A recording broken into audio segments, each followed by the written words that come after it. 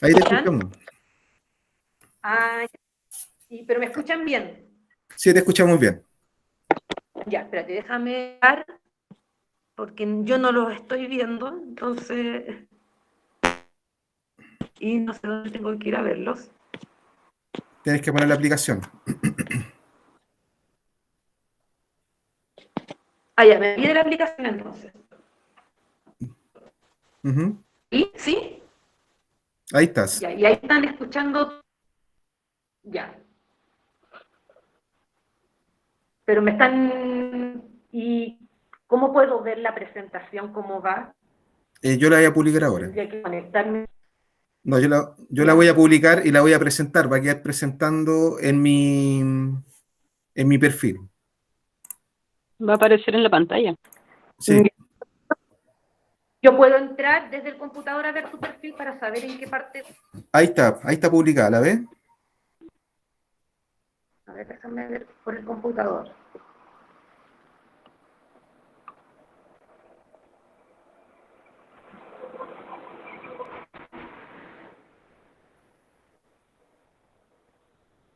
Porque se supone que acá me estaría conectando 2 veces, entonces no sé si eso se cae.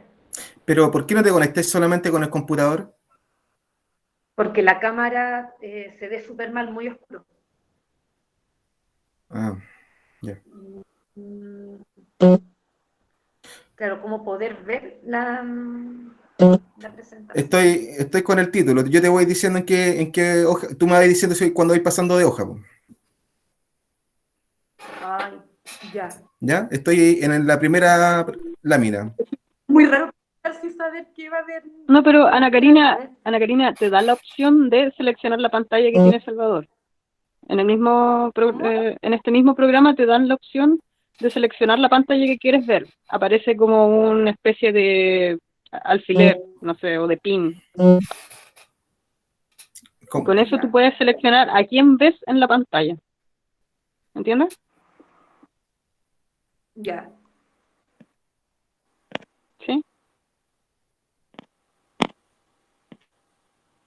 Ah, ya. Ah, ya. Ok. Genial. Ahora, Ya. Ya, Ahora súper, me quedé. perfecto. entonces desde el computador no voy a ver nada. No, no es necesario. Tú me vas Ya. diciendo cuando pase la siguiente lámina. Ya. Ah, pero no estoy viendo las láminas. Pero las tiene en el computador. Que es lo mismo entonces que. Por eso, pues, Por eso, tú. acá yo veo dos sesiones del Salvador, en una en donde está él y en otra en donde está el PowerPoint. Si tú le haces clic a la del PowerPoint, vas a poder ir viendo la pantalla, ¿entiendes? Para que no Ya, le a ver, veas la cara al Salvador. ya. Oye, eso es bullying, ¿no? ¿No? Bueno, entonces, como para No, no, presentar, es con cariño. sí, para presentar a Karina, eh, ella es geógrafa, trabaja en la Escuela de Salud Pública, entonces la idea de esta presentación es como tener una mirada alternativa a lo que dicen los medios oficiales respecto de la pandemia del coronavirus, ¿no? La idea es que ella haga su presentación durante 20, 30 minutos, el tiempo que necesite. Podemos hacer una pausa intermedia por si hay alguna pregunta. Idealmente las preguntas las pueden hacer llegar por chat o por audio, siempre y cuando no nos crucemos tanto. Y después al final vamos a hacer un diálogo entre todos, ¿ya? Para que todos puedan opinar, puedan compartir su sentir en torno a lo que está pasando. ¿Les parece? Sí. Ya, ya querida, usted parte cuando quiera. Ya. Bueno, esta es una pandemia que nos tomó un poquito por sorpresa a muchas personas. En lo personal, yo pensé que iba a ser una pandemia más como el ébola, como varias de que partieron en Oriente, como la gripe aviar, por ejemplo, y que no iban a llegar a Latinoamérica. Y por eso la sorpresa. Pensé que no íbamos a estar en una cuarentena. Para mí si bien había estado en pandemias anteriores como la H1N1, había estado trabajando como recién egresada de geógrafa, de hecho por eso me interesó la salud, esto me tomó por sorpresa. Y bueno, la primera lámina muestra un mapa del mundo, esto lo saqué de una página web, de hecho ninguno de los mapas que hay en la presentación lo hice yo, tengo que decirlo de otras personas. Y bueno, aquí habla de los casos confirmados por 1.000.000 de personas. Y vemos que Chile y Latinoamérica están bien por debajo de Estados Unidos, por ejemplo, y Europa. Eso quiere decir que, claro, eso sí, ha llegado después de la pandemia, después de un tiempo, entonces donde esto va a continuar, no sabemos el final. Esto es como que estamos en medio de la película, entonces empezamos más tarde que el resto del mundo, por lo tanto es un poco lógico tener menos casos que el resto del mundo también. Ujú. Paso. ¿Paso a lo siguiente? La siguiente, por favor. Ya.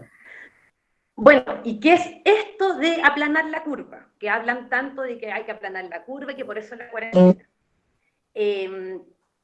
Bueno, hay dos conceptos acá epidemiológicos que son importantes de entender y que se refieren a lo mismo, que es el R0, que en el fondo es la velocidad de contagio.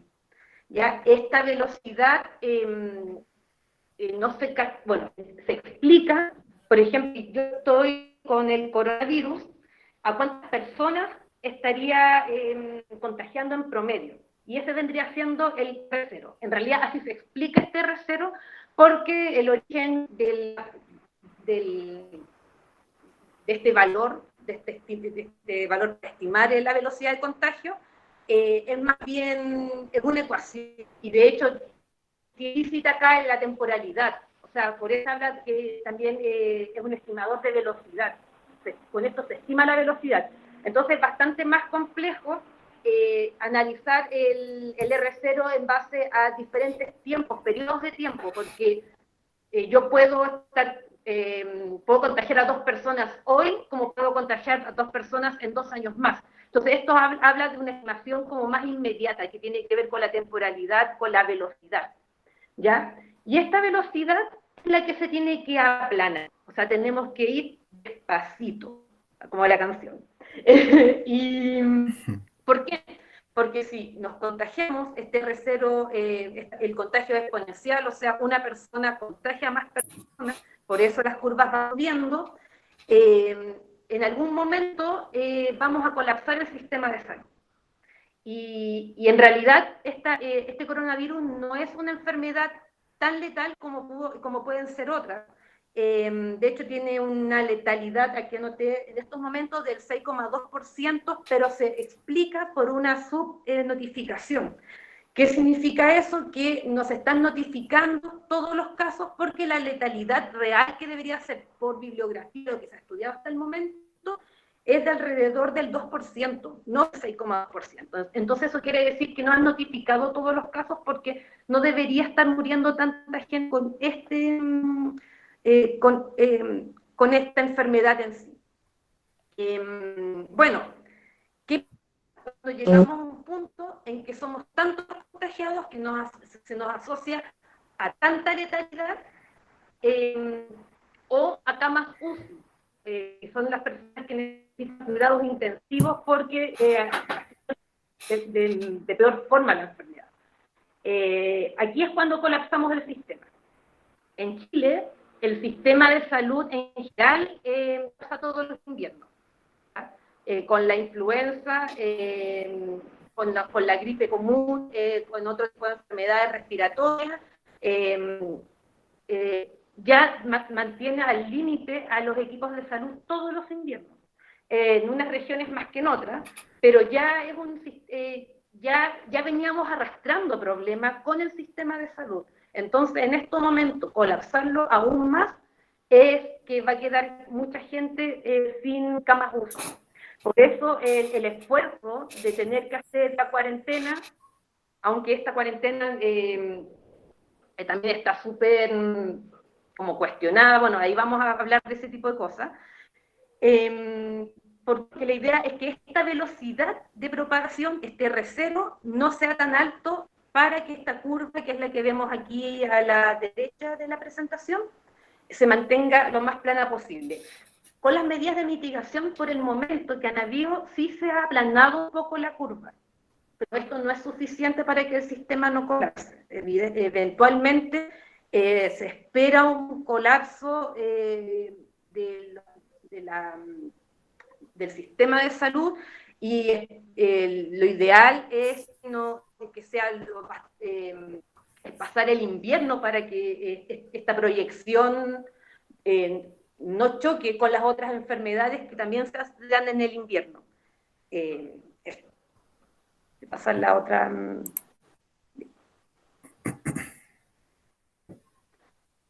Bueno, y bueno, ¿qué pasa en las distintas regiones de Chile? Porque la enfermedad, el contagio, que es muy especial de coronavirus,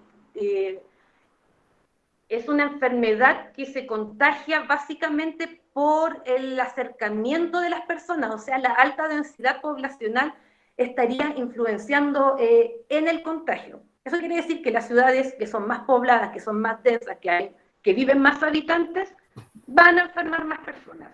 Es súper lógico. Y como vemos en el mapa, que es el reporte este del MinSal del día 14, me parece, ahí sale la fecha, te la ven más grande que yo la estoy viendo desde el celular. Es del 9 de abril. Del 9 de abril, podemos ver la región metropolitana con una alta tasa de enfermos de coronavirus. También está muy alta la tasa en la región de Magallanes, con 185,6, de hecho es la tasa más alta en todo Chile de contagio. Bueno, también explicar qué significa una tasa.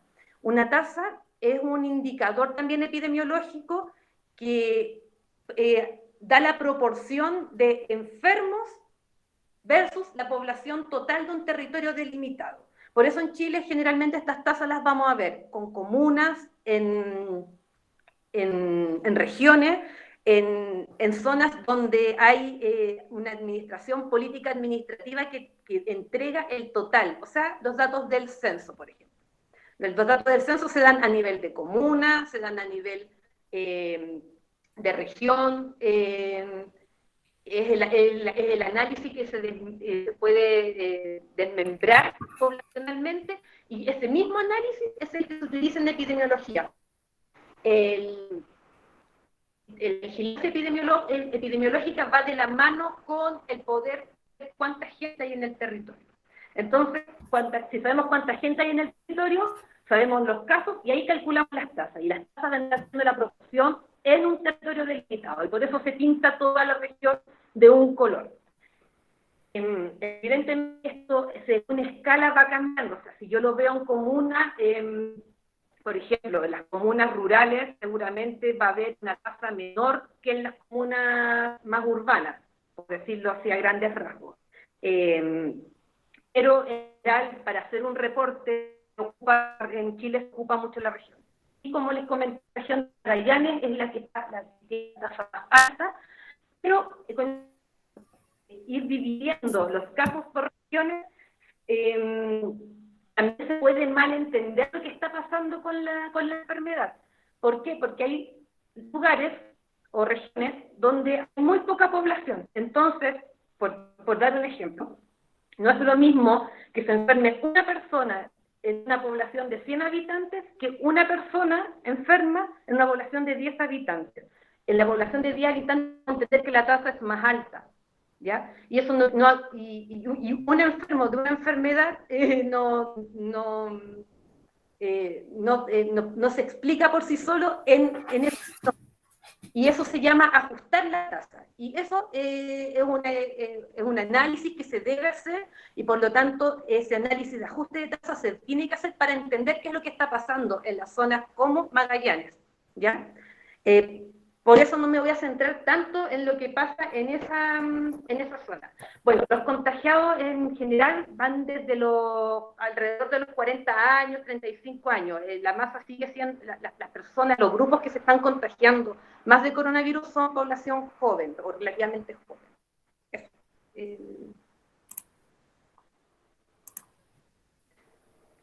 Bueno, esto es un reporte que se hace, que lo está haciendo la Universidad de Chile, la Escuela de Salud Pública, y también este gráfico pertenece al día de hoy. También es el mismo mapa que vimos anteriormente de tasas por 100.000 habitantes. Ahí también aparece muy alta la región de Magallanes. Es exactamente el mismo mapa, solamente que está actualizado hacia el día de hoy. Y al lado están las camas UCI por región, ¿ya? ¿Cuántas personas están ocupando las camas UCI? Igual esto se tendría que analizar de forma proporcional a las camas UCI que hay en cada región, que no son las mismas, no todas las regiones están equipadas de la misma forma. Entiendo el sistema de salud es interconectado. Eventualmente, si falta una cama UCI, por ejemplo, en la región de O'Higgins, por dar un ejemplo, podría venir esta persona a la región metropolitana, que seguramente van a haber más camas, o es más probable que haya una cama disponible. Por lo tanto, no hay que alarmarse porque en la región en que uno habita no hay una cama UCI, o van a haber pocas camas UCI. El sistema debería estar pensado para que se pueda gestionar la optimización de las camas, ya que la situación lo está requiriendo de esa forma. El total de casos confirmados hasta hoy son de 7.917, estamos ya llegando a los 8.000, y en los 8.000 más o menos íbamos a tener problemas con el tema de la gestión, pero ya se ha anunciado que hay respiradores que estarían llegando, que se están gestionando nuevas camas UCI. Por lo tanto, las proyecciones que había al comienzo de la pandemia en Chile no son las mismas, no es la misma situación que hay ahora. O sea, la situación efectivamente, en la medida que vamos necesitando, van saliendo también soluciones un poco forzadas, un poco desde la crítica hacia la autoridad, pero va apareciendo respuesta, y por lo tanto lo que se pronosticaba que podríamos estar en estos momentos ya sin camas UCI no es tan así. Ya, o sea, todavía hay cupos de camas para la población que se pueda enfermar, o sea, no colapse. Y esperemos que no colapse. Y acá me quería detener en las proyecciones, en la próxima diapositiva. Querida, ¿Sí? ¿puedes acercarte un poquito más al teléfono para cuando hables para que no se acople tanto el audio Ay, y hablar un poquito más lento? Y, ah, por, por- ya, eh, ahí pasé ahí. la otra. Proyecciones de lo que les contaba, que es el tema del uso de las músicas, que en el fondo es lo que nos está preocupando, porque eventualmente la población que podría morir o necesitar, porque esta enfermedad no mata mucha gente, tiene una letalidad baja. Y una de las proyecciones se hizo esta apareció este fin de semana, lo hizo la Universidad de Chile, en la Departamento de Ingeniería Industrial.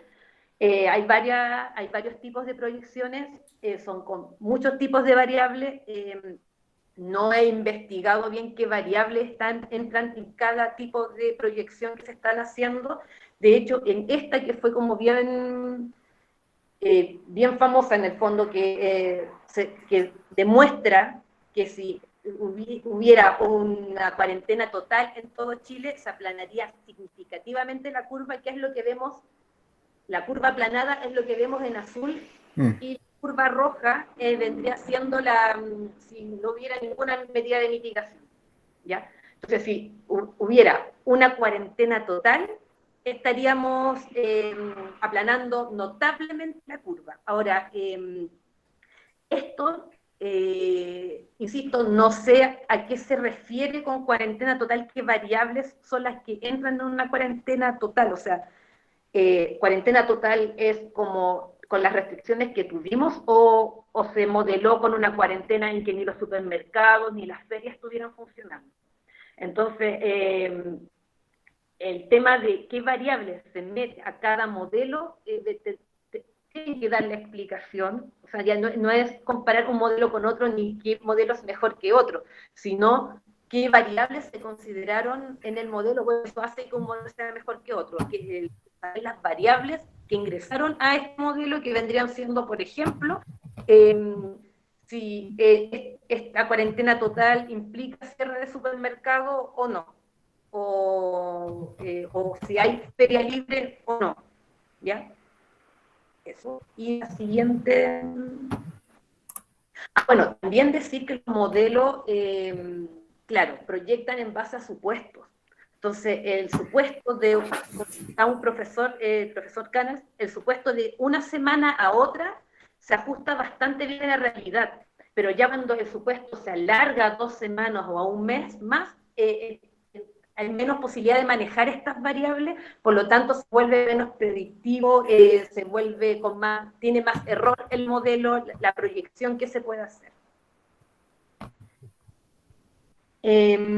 Bueno, y ya entrando a lo que es netamente geográfico, ¿qué diferencia hay entre una región y otra?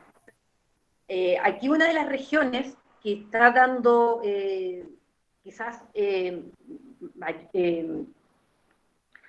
una diferencia más evidente en cuanto a cómo enfrentar el virus es la región de la Araucanía, y comparándola con la región metropolitana. La región metropolitana es básicamente ciudad. Hay muy pocos sectores rurales, por lo tanto, acá el contagio es alto por lo que les comentaba, por la densidad poblacional, porque hay mucho roce de gente, hay muchas personas que nos vemos en la movilización, en la calle, al trasladarse en la locomoción colectiva. En cambio, en la región de la Araucanía eso no debería pasar tanto, al menos solamente en la ciudad de Temuco. Sin embargo, hay variables o factores que podrían estar explicando de que la región de la Araucanía tenga una alta tasa. Una de ellas es la pobreza. Según la encuesta CACEL, la región de la Araucanía es la región más pobre de Chile. ¿Qué significa una región pobre? Aparte de no tener acceso a la alimentación y a la vivienda, quiere decir también, por ejemplo, que hay una carencia de servicios básicos que pueden ser perjudiciales para la salud de las personas, más allá de lo que es el COVID. Por ejemplo, el acceso al agua potable. Es una región que tiene una...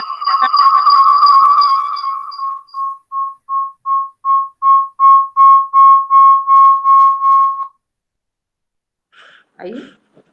Ahora sí. Ya. ¿En qué parte iba? Ya, iba que es una región que se utiliza mucho camiones aljibes para abastecer a las personas de agua potable.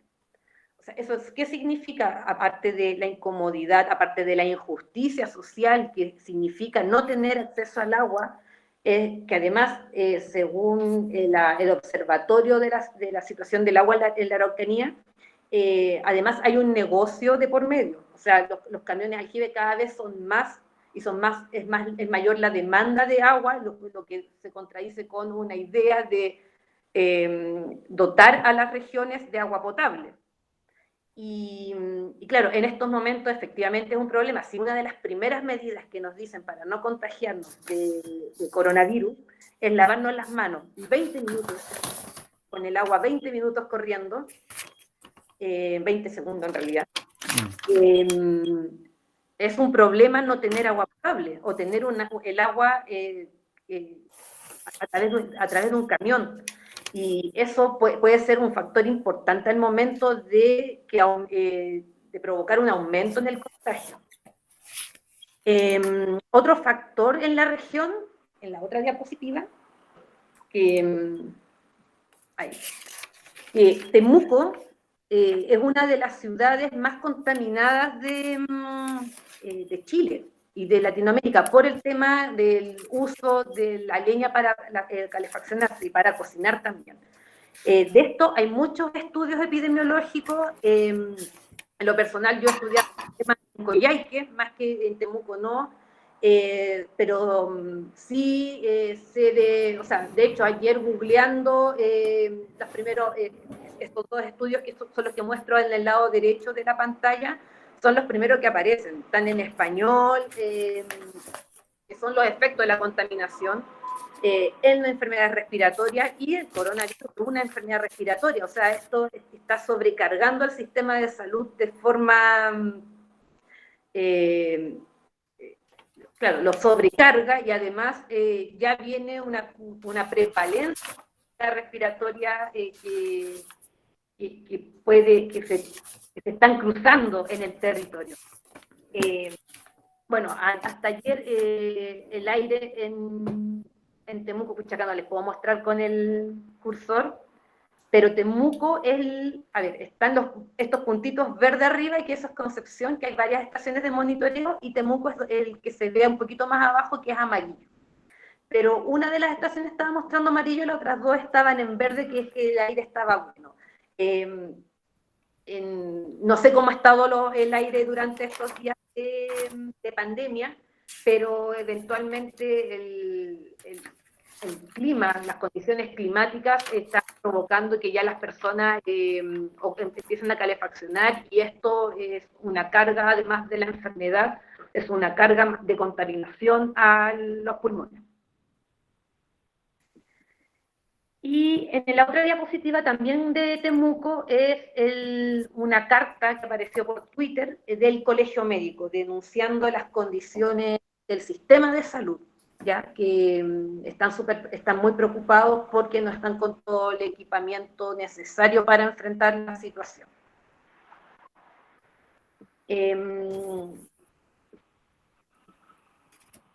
Bueno, esto que les acabo de comentar es lo que se denomina determinación social de la enfermedad, ya, de la salud. Y claro, cuando empezó la cuarentena, apareció este meme en la otra diapositiva. Este meme de, bueno, ¿quiénes son los que pueden hacer realmente la cuarentena? Porque se presenta una cuarentena, o se pide una cuarentena total en una situación que no toda la población puede enfrentarla de forma total. Y eso se tiene que planificar también, porque sabemos que vivimos en un país desigual.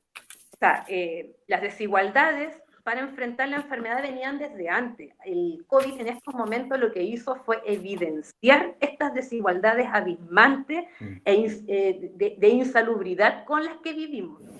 Y bueno, este tema de la determinación social de la salud está reconocida por la Organización Mundial de la Salud, no es un tema de gente de izquierda o de gente, o sea, es una situación que se ha investigado, hay mucha investigación científica al respecto, y bueno, y este gráfico es como el grafiquito famoso de la Organización Mundial de la Salud, que habla de cómo la cultura, la educación, el ambiente laboral, las condiciones de trabajo, el desempleo, el agua, como les comentaba, el servicio de salud, ojo que los servicios de salud es una determinante más de la salud.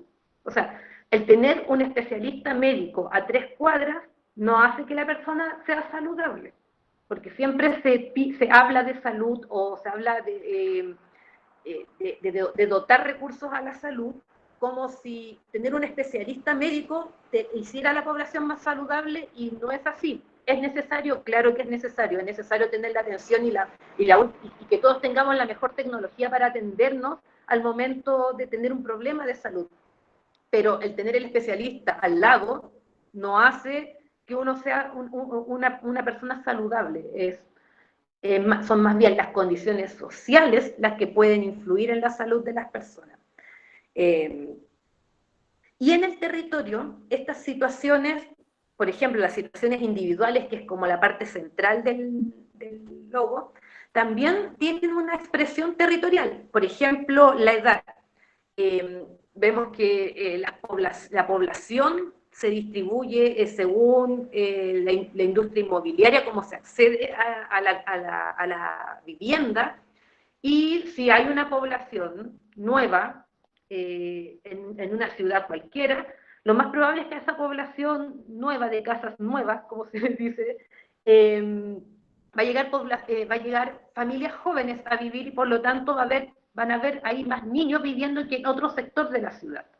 Por lo tanto, las enfermedades que son para que los grupos de riesgo son los niños, por ejemplo, o las niñas, se estaría configurando en la ciudad un sector donde estarían viviendo esta población de riesgo porque las niñas vendrían a ser un grupo de riesgo. En las enfermedades del COVID, por ejemplo, los grupos de riesgo son, yo creo que ya todos lo manejamos, son la población adulto mayor y las personas que tienen enfermedades crónicas, y estas personas también tienen una distribución dentro de la ciudad, ¿ya? O sea, la población adulta mayor tiende a vivir en el centro de la ciudad. En ciudades como Santiago viven en el centro de la ciudad, y ya cuando se suma una condición de pobreza por los procesos de gentrificación, o sea, que las personas son como despojadas del centro de la ciudad, es cuando van encontrando población adulta ya en las zonas más periféricas. En general se concentran en el centro de la ciudad porque en las zonas más periféricas están las poblaciones nuevas y tiende a vivir personas jóvenes en esos sectores. En el siguiente mapa, ya hablando ya de Santiago, de lo que podría estar pasando con el COVID en la ciudad, en la región metropolitana, aquí hay un mapa, hacia la derecha, un mapa que hicieron las colegas geógrafas feministas, y ellas hicieron un mapa de hacinamiento. Y acá podemos ver en los sectores más oscuros los lugares o sectores de la ciudad de Santiago, o de la región metropolitana, mejor dicho, donde hay mayor hacinamiento. Por lo tanto, es donde vive más gente de forma más densa, y es más probable el contagio. Entonces vemos que en la zona poniente y hacia la periferia es más probable contagiarse de COVID que en las zonas del sector oriente, a pesar de que en la zona del sector oriente partió el tema del contagio. Ya una vez que esto se vuelve de propagación comunitaria, la gente que probablemente tiene más tiene las condiciones para contagiarse es en las zonas periféricas. Y en el mapa del lado derecho es un mapa sobre la cobertura de Internet. O sea, cómo estamos llevando esto del teletrabajo. O sea, cuando se habla del teletrabajo, no entender qué es el trabajo, porque hay distintos tipos de trabajo y la población no toda puede hacer el trabajo desde la casa. Depende del tipo de trabajo que se puede hacer por un computador. No toda la población puede hacerlo. Y sumado a eso, no toda la población tiene conexión a Internet, o buena conexión a Internet. Y este es un mapa sobre la conexión de Internet en la región metropolitana, y volvemos a ver los mismos sectores donde hay hacinamiento, son los mismos sectores donde la conectividad a Internet es baja. En este mapa, el del lado derecho, es un mapa del colega Juan Correa, que él tiene varios mapas de grupos socioeconómicos, es en el otro Salvador. Ahí. Él tiene varios mapas sobre grupos socioeconómicos. Bueno, y acá podemos identificar los grupos que los conocemos de forma por el tema de marketing, ya que por la encuesta DIMARC es la que tipifica a la población en ABC1, en C1, en C3, en E, en D. Y o sea, es una tipificación que tiene que ver más con el marketing que con condiciones socioeconómicas reales, ¿ya? Sin embargo, igual se usa mucho porque estamos todos muy familiarizados con esta tipificación de población. Entonces, acá hay un mapa con esta tipificación y podemos ver que en el sector oriente, nororiente de la capital es donde vive la población más, la población AB, considerando también que el ABC1 es una población realmente minoritaria y que no la logramos ver espacializada en un mapa. No la vamos a palpar, es muy poca población, entonces el AB es el que estamos visualizando, y están todos los grupos C, en la zona ya más central, y hacia la periferia también están los grupos D y E, intercalados con cordones que van hacia el centro de la ciudad. También esta tipificación socioeconómica, como ya habíamos hablado, de las determinantes sociales de la salud, la pobreza es una determinante al momento de contraer, de contagiarse de COVID, por lo tanto es un tema a considerar. ¿Ya? Es una variable importante de considerar. Y bueno, aquí hay hacia la derecha está el mapa de la cuarentena, como lo tenemos ahora, con estas comunas que están cortadas, no sabemos cómo ni con qué criterio. Nuevamente, al hablar de modelos, si es que se hizo un modelo aquí, no conocemos las variables, no conocemos cómo hicieron este corte. Entonces, yo creo que el llamado de la población, así como manifestamos nuestra preocupación por las camas UCI, debería ser el que transparenten cómo se determina una comuna en cuarentena, porque no parece ser solo por el tema de tasas de contagio y, claro, o de concentración, como que hubiera un clúster es cuando se aglutinan con un conglomerado, cuando hay mucha gente enferma en un solo sector. ¿Por qué? Porque en una comuna como Santiago no tiene sentido que de Avenida Mata al norte a Avenida Mata al sur haya una gran diferencia en el contagio. Lo mismo con las comunas como una comuna como Ñuñoa. Puente Alto, quizás, no sé, como digo, no conozco el criterio, quizás se cortó porque, claro, hacia la cordillera vive muy poca gente y ya no tiene sentido estar haciendo un control sanitario hacia la cordillera al lado del río. Pero en la comuna de Santiago y en Ñuñoa eso no es el caso.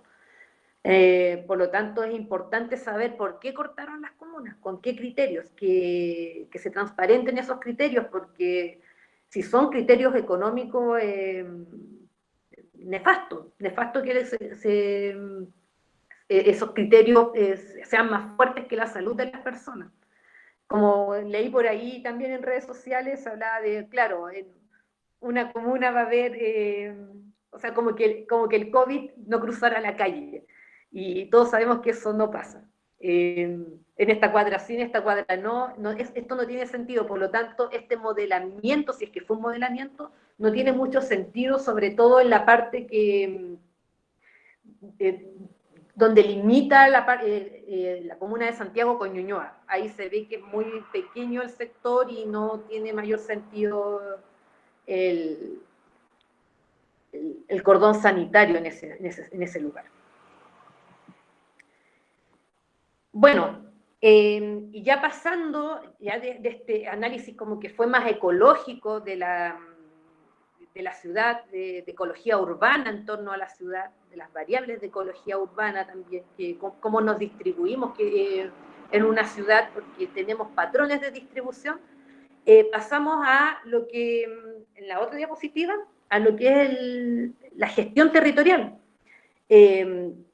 De forma natural, tenemos una escala humana de relación que es más pequeña, que es la comunitaria, y el llamado, bueno, hay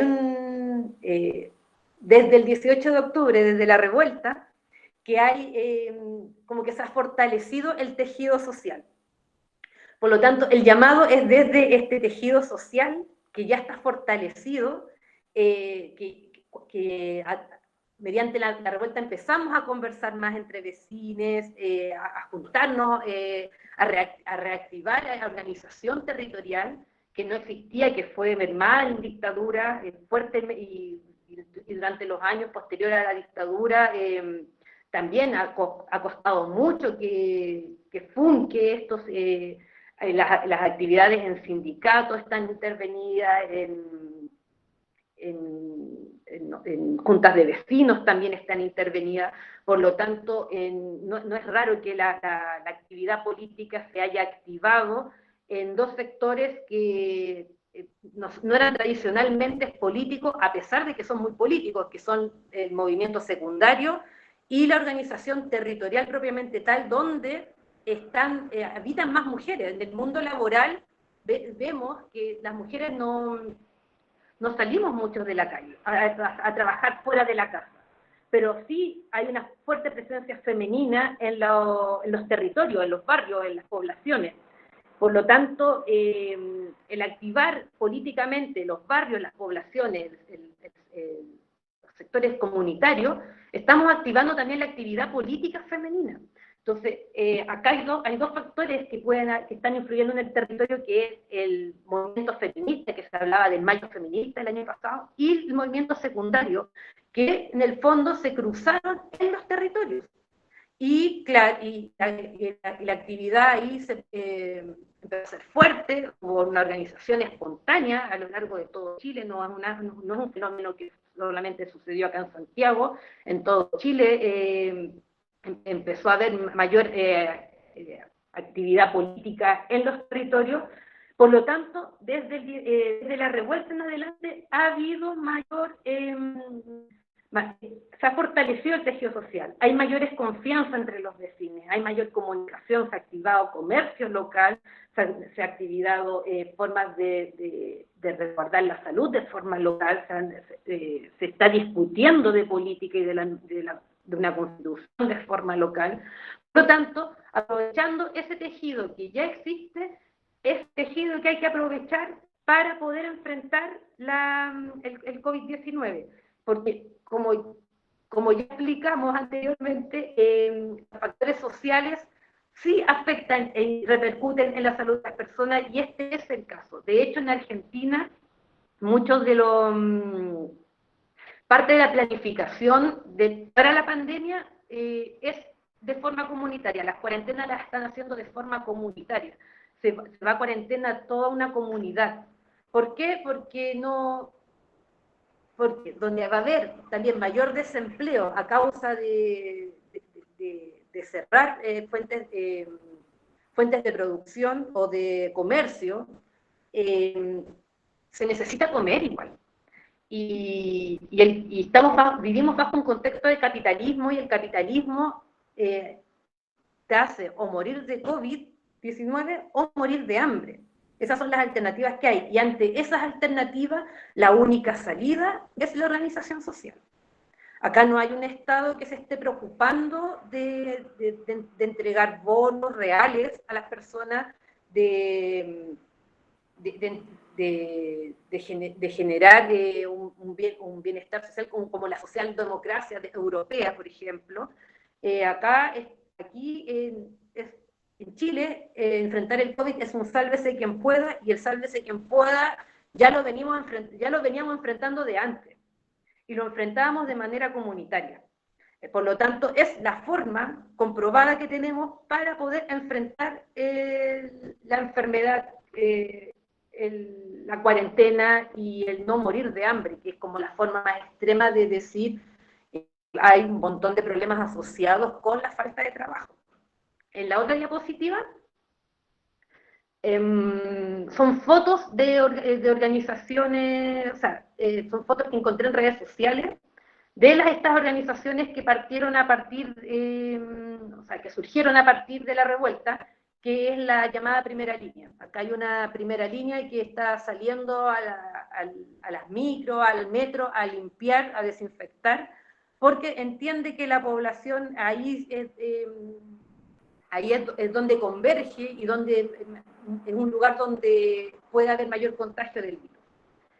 Y otra organización que también surgió, también en los primeros días de la pandemia, a propósito de no entender bien los síntomas y de pensar de que había que ir al médico ante cualquier duda que uno tuviera, estos mismos equipos de salud que estaban en la revuelta, se organizaron para atender a los vecinos, consultas para descartar síntomas antes de colapsar la urgencia. Entonces, hay medidas locales con vecinos que están tanto preparados con estudios en salud como los que no están preparados, que nos pueden ayudar a fortalecer el tejido social para enfrentar la enfermedad. Eso, además de saber también cómo va la gestión local de los CEFAM. Se entiende que el CEFAM también es el centro más pequeño de salud ya tradicional, donde se puede uno atender, encontrar atención médica, que debería estar fortalecido en estos momentos para enfrentar el seguimiento de casos. Sí, porque no es solamente que una persona esté enferma de COVID, sino que tiene que ser observada toda la red familiar o comunitaria para saber para controlar estos nuevos casos de contagio. Por lo tanto, en estos momentos también es una desventaja tener un sistema privado de salud que no da la información de los contagiados a un lugar territorial o instalado en el territorio que pueda hacer una vigilancia epidemiológica como es el CEFAM. Eso, y bueno, otros problemas, en la otra diapositiva, esto ya como para terminar, que no, son problemas sociales que más o menos tienen que ver, o sí tienen una arista territorial, pero no los podría profundizar mayormente, que no los quería dejar de lado, por eso los puse, que es el probar vacunas en poblaciones racializadas. Ya se habla fuertemente de que Francia quiere probar las vacunas en África, lo que es aberrante considerar a un continente como prueba de laboratorio para el resto del mundo. No tiene ética, al menos lo que se escucha, lo que se habla, porque también la información que nos llega de África a Latinoamérica es bastante, está filtrada por los medios hegemónicos. Entonces, claro, hay que hacer como una investigación de qué tan así también es esto. Y el otro tema social fuerte que existe, que en estos momentos la violencia de género ha aumentado en un 70% a raíz de la cuarentena, del encierro. Hay muchas mujeres que están conviviendo con sus agresores en los territorios, y por eso también es bueno la organización territorial y el conversar con las vecinas, porque a quienes les vamos a pedir ayuda. En este tipo de casos, por ejemplo, son los vecinos que tienen que reaccionar ante temas de violencia, por ejemplo. Al menos para que al agresor le dé vergüenza algo, porque bueno, hay agresores que han matado en la vía pública a las mujeres y ya, bueno, ese es el patriarcado también. Y bueno, esa es mi presentación. No sé si hay preguntas, dudas. Y no escucho nada.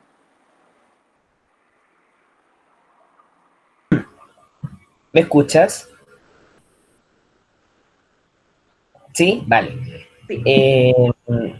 Bueno, a ver, yo trabajo desde el área del feminismo y me llamó mucho la atención que presentaste también esa parte, porque trabajo con comunidades tanto de mujeres cisgénero que viven justamente violencia intrafamiliar en el territorio en este momento a raíz de la cuarentena, y también trabajo con comunidades de personas transexuales. Y una de esas comunidades son mujeres trans, y digo trans, travesti, transgénero, transexual, que trabajan ejerciendo el trabajo sexual.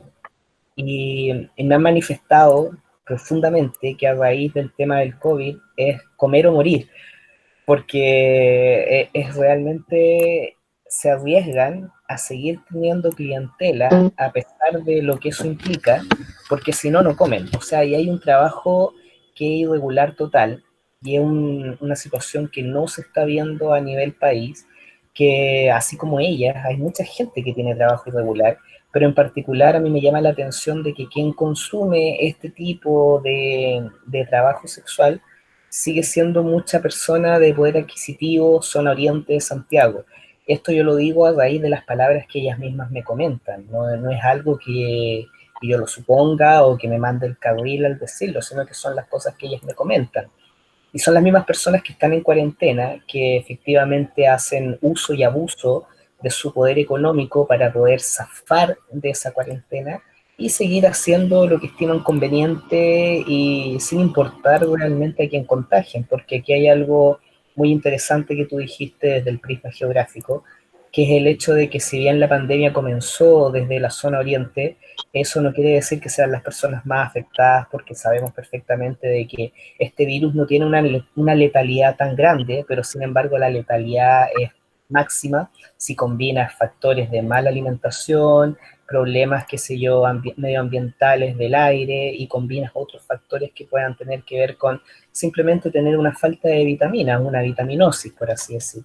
Entonces, sin ser un entendido en salud, entiendo perfectamente que las condiciones socioeconómicas y culturales pueden llevar perfectamente a subsanar, tal vez de alguna manera, la posibilidad no solamente de contagio, sino que de pasarlo como si fuera cualquier resfrío. Y en ese sentido es evidente de que hay una política aquí lamentable de Estado, de gobierno, y no solamente del nuestro, sino que a nivel mundial, que no se está primando esa vida. No sé si más que comentar, tal vez era, más que preguntar, diría, era como un comentario, y tal vez si te pudiera hacer una pregunta de cómo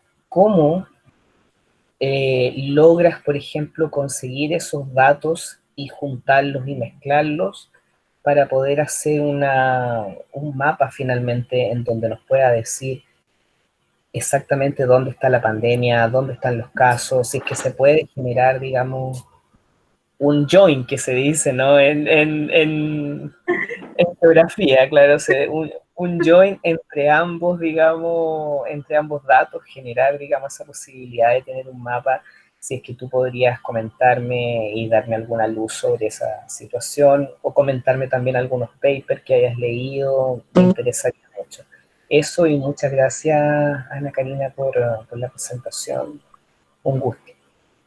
No, gracias a ti por la intervención. Y sí, primero, igual te quería hacer una corrección, porque dijiste en algún momento de que sin ser tan entendido en salud, y a mí me parece que en estos momentos la población en general, todos, tenemos que empoderarnos con la salud. La salud no pertenece a profesionales del área de la salud. La salud nos pertenece a todos. Ahí tiene que haber una autogestión y un autocuidado, así como apoyo mutuo para poder gestionar la salud de las personas. Entonces, en ese sentido, si te corrijo, yo creo que todos somos entendidos en salud. Y ya, respecto a lo del mapa, ¿cómo hacer un mapa? Es súper la respuesta es súper complejo, pero la complejidad está con los mapas. Bueno, a ver, primero, están los casos, cómo los está reportando el Ministerio de Salud, que se lo está reportando a través de mucha insistencia de parte de la comunidad científica, que estos datos vengan desagregados. ¿Qué significa el dato desagregado? Que en el fondo el Ministerio entrega el dato por comuna, por región, como les había comentado. ¿Por qué? Porque hay un tema de resguardar la identidad de las personas y de resguardar los datos personales. De hecho, es una ley que entra en vigencia ahora en agosto. Entonces, es súper complejo tener acceso a dónde vive la persona que está contagiada. y no es llegar y publicar un mapa así tampoco. De hecho, no es ético publicar un mapa de ese tipo donde yo pueda identificar a una persona con ciertos rasgos, con ciertas características, como una enfermedad, o como una religión, o como eh, una racialización, por ejemplo. Ese tipo de datos que le puede traer a la persona problemas de convivencia, no se puede publicar. No es ético que un geógrafo lo haga. Por lo tanto, no es ético que aparezca el mapa con todos los casos como punto y que yo pueda identificar la dirección. Diferente es cuando está el punto, pero el punto como que mancha casi toda la cuadra y hay más de uno. Ahí ya no estoy identificando qué persona podría ser. Pero claro, son como resguardos como de diseño para que la cartografía quede ética. Pero también donde el dato no es ético, el dato no está disponible. Por lo tanto, en estos momentos, solamente el Ministerio de Salud puede generar una cartografía de ese tipo.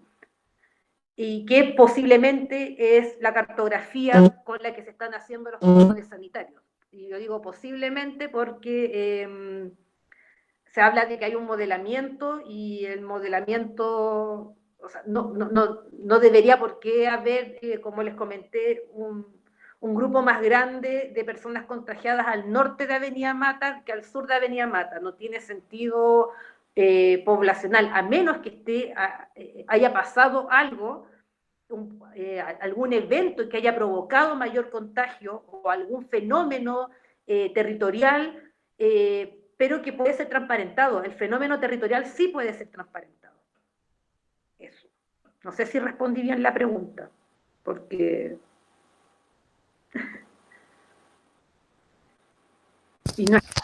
Querida, Súper. gracias por las preguntas. También se pueden hacer, aquellos que no puedan hablar, pueden hacer las preguntas por chat también y las puedo leer yo acá. Quería hacer una observación respecto a lo que has presentado, Karina. Hay varios puntos que son súper interesantes y que son necesarios de resaltar, ¿no? Uno de ellos tiene que ver con la concentración de casos en la Araucanía, ¿no? En donde en el último tiempo, las últimas semanas, se ha ido disparando tanto en la Araucanía como en Ñuble la cantidad de casos. Ahí la pregunta que quería hacerte es de qué forma las variables climáticas pueden incidir en la propagación de la pandemia. Hace poco vi un documento en donde señalaba que habían 5 variables ambientales, ¿no? De tipo ecológico, ecológico-ambientales que estaban incidiendo en la propagación. Pero me gustaría que tú dieras tu opinión y tu visión en torno a este punto, pero también vinculándolo en cómo la llegada del invierno en Santiago también va a incidir no solamente en la propagación de la pandemia, sino también en la gravedad de la misma, porque no es lo mismo pasar la pandemia, por ejemplo, con síntomas leves que con síntomas graves, en condiciones de mayor precariedad, de calefacción, por ejemplo, a parafina, en un departamento de 30 metros cuadrados en donde viven más de 3 personas, ¿no? ¿Cómo visualizas tú eso y de qué forma también puede estar incidiendo eso en la salud mental de las personas? Ay, sí, son varias cosas y van todas asociadas. Primero, claro, hay un factor que puede ser climático. Ya hay papers que hablan de que factores climáticos como la temperatura y la humedad podrían influir o sea, a alta temperatura y a alta humedad es menos probable el contagio. Menos probable no quiere decir que no exista el contagio. Es menor. Este R0, esta velocidad de contagio, se vuelve más pequeña. Sin embargo, sobre los documentos que tú me comentabas de 5 variables ambientales, yo la verdad de las cosas pueden estar estudiadas, sí, en realidad no estoy tan al día con todo lo que se ha estudiado, me gustaría conocer el documento. Sin embargo, yo creo que hay muchas variables ambientales que se deben considerar, ¿ya? Por ejemplo, además de la climatología, a ver, primero, mirar el ambiente de forma socioambiental, no solamente de forma físico, biológico, químico, que es como si la ciudad no existiera. Los factores sociales de urbanización también son ambientales y también influyen en la propagación de una enfermedad transmisible como es el COVID. Por lo tanto, yo me atrevería a decir que hay más de 5 factores ambientales. ¿Cuáles son? Yo creo que faltan los estudios y seguramente vamos a estar de los saludistas muy entretenidos buscando los factores y modelando y buscando asociación o correlaciones, etc. Y respecto a cómo, claro, qué es lo que pasa en la Araucanía y en Ñuble puntualmente. Una de las hipótesis es la pobreza. Otra hipótesis puede ser el clima, aunque no veo que sea tan diferente el clima que pueda tener Temuco con que pueda tener Talca. Así como, o sea, sí hay diferencias climáticas evidentemente, pero no es abismante la diferencia. Climática me refiero a las variables del tiempo, ¿ya? Ahora, ¿qué es lo que pasa entrando el invierno? O sea, lo que es estacional en el fondo, que ya hablamos ya de qué es lo que va a pasar en la estación, estaciones de frío.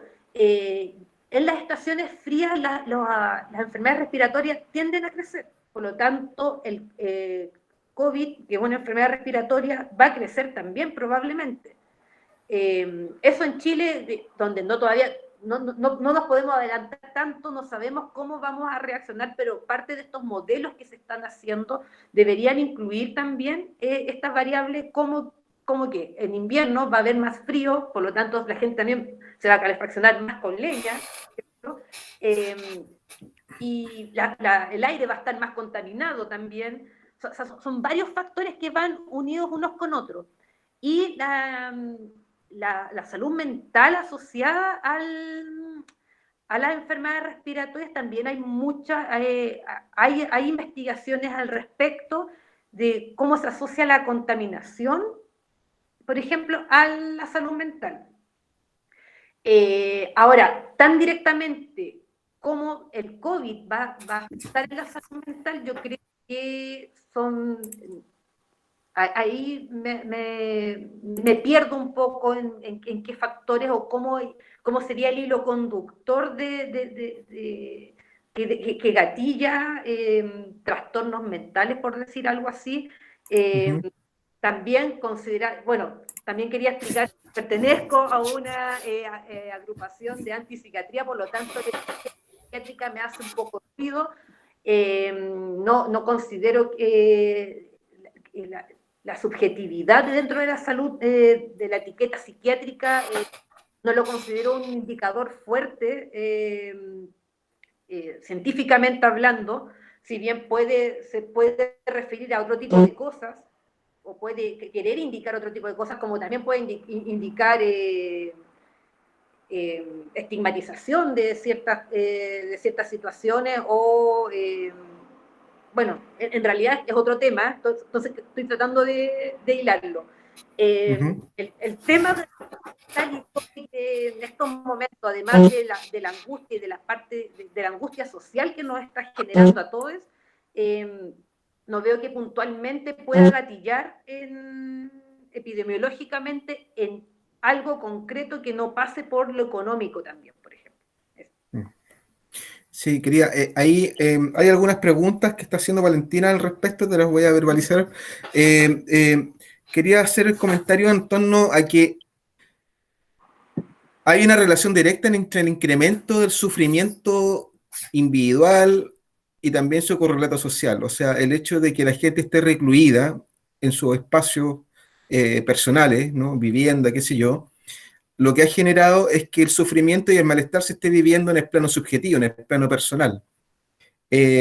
Hace poco yo leí un paper que sacaron los chinos a propósito de los efectos de la pandemia en el plano de la salud mental, y uno de los indicadores más importantes que se señalaron es el incremento de la depresión y también incluso del suicidio, ¿no? Cuestión que también ha sido abordado desde el efecto económico que ha generado la cuarentena, ¿no? El cierre del comercio, la quiebra de muchas empresas, ¿no? El incremento de la cesantía, también va asociado a un incremento del malestar personal subjetivo, que también tiene un correlato en un incremento también de este tipo de cuestiones. Ahora, voy a la pregunta que plantea la Valentina, que dice, en relación al aumento de la violencia de género y el maltrato infantil, ¿qué acciones concretas se pueden tomar desde tu mirada como geógrafa y como investigadora en el ámbito de las pandemias también de la geografía, ¿no? Y de la salud pública? No, en realidad desde la salud colectiva, que tiene que Ujú. ver con el tema de identificar la comunidad y el territorio y sernos parte de una comunidad y pedir ayuda dentro de la comunidad.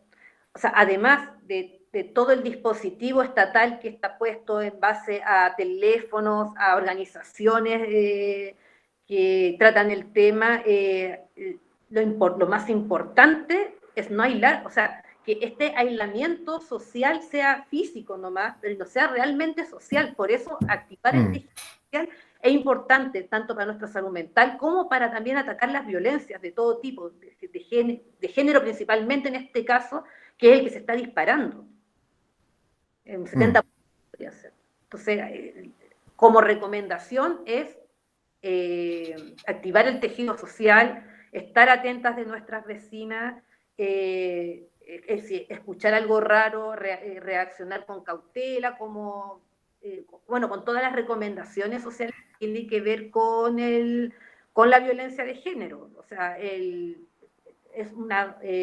importante también de que quien violenta a alguien no vea impunidad en lo y eso es súper importante en pegar un grito, por ejemplo, ya si me da miedo enfrentarme a este tipo, pegar un grito de un lado a otro así, oye, ¿qué te pasa? Y ojalá que no sea una persona, sino de que de verdad sea una comunidad quien genere esta, este llamado de atención para que la violencia pare o mitigarla, porque también es un tema social que es largo, o sea, no es una violencia que nació ahora con el COVID, es una violencia que probablemente ya venía desde antes y se está manifestando más fuerte ahora con el COVID-19. Querida, cuando tú hacías la presentación se me vino a la mente esta polémica que se levantó hoy día en relación a la comparación que se está haciendo en torno a las estrategias de prevención de la propagación de la pandemia, tanto en Chile como en Argentina. ¿Cuál es la mirada que tienen ustedes de la Escuela de Salud Pública respecto a este análisis que se estaba haciendo? ¿Y cuál es la mirada crítica que tienen ustedes desde la Escuela de Salud Pública respecto a las estrategias que ha implementado el gobierno? Uy, ya me ponen en problema hablando el nombre de la escuela. Eh, Sí, bueno. pero o sea, hay una mirada desde la salud colectiva, como dije anteriormente. Ujú. Hay un paradigma, hay un paradigma de salud comunitario fuerte en el mundo en estos momentos, de que va muy de la mano con las determinantes sociales de la salud. Sin embargo, en Latinoamérica, este paradigma ha sido más crítico, o sea, llevado a una crítica local, ya con escuelas fuertes como la brasilera, la argentina y la ecuatoriana, que es el paradigma de la salud colectiva, que es la comunitaria pero versión latinoamericana, que es además más crítica. Se habla también de epidemiología crítica. Y la visión en salud colectiva es netamente territorial. Y quizás por eso también termino hablando del tema local y de la gestión local de la salud, que va más allá de ir o no al médico.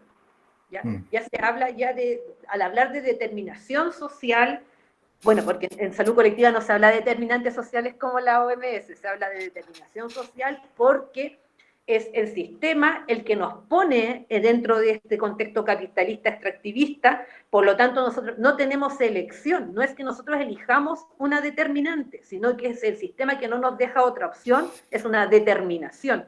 ¿Qué es la determinación como en el COVID? Que es o cómo o me contagio. ¿Ya? Eso es una determinación, no es una, no hay una real elección, nos quieren hacer creer que elegimos entre comer y contagiarnos, pero en realidad no hay más alternativas, no hay, hay un sistema que nos pone las condiciones. Y esa es la mirada crítica que hay en estos momentos en Latinoamérica y que en la escuela también existen algunos académicos dentro de esta corriente, insisto, no todos, por eso es complicado hablar en nombre Claro. porque no hay un Mm, consenso. mm. Pero claro, sobre todo desde los programas de salud comunitaria, por ejemplo, se habla mucho de salud colectiva y se hace este tipo de reflexiones.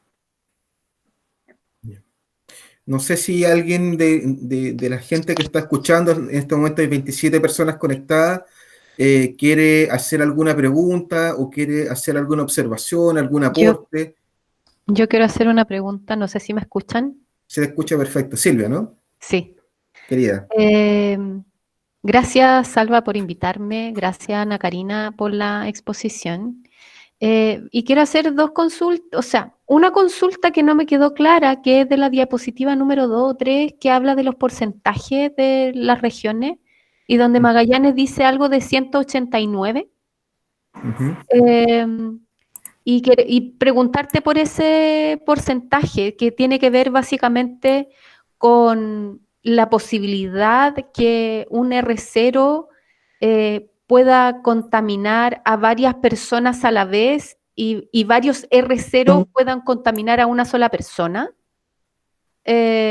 O tiene que ver con otro tipo de curva, digamos, o de porcentaje. No me quedó bien claro. Eso es como la primera pregunta. Y la segunda es como una especie de, no sé si aclaración, pero es como tratar de problematizar un poco más el tema de la mujer trabajadora. Yo soy feminista y activista, entonces a mí este tema, y además trabajo con comunidades. Entonces yo ahora con esta pandemia estoy como viendo cómo se mueve la comunidad en términos de este aislamiento, porque necesariamente se buscan otras formas de organización. Y las mujeres somos como muy proactivas en ese sentido, porque si bien nosotros hemos salido al mundo del trabajo, desde el 80 por lo menos, acá a nivel nacional, la mujer ha tenido un ámbito muy activo en el tema de ser mujer jefa de hogar, mujer trabajadora. Pero también se ha visto como súper compleja esta situación porque es la mujer la que tiene el trabajo más precario. ¿A qué me refiero?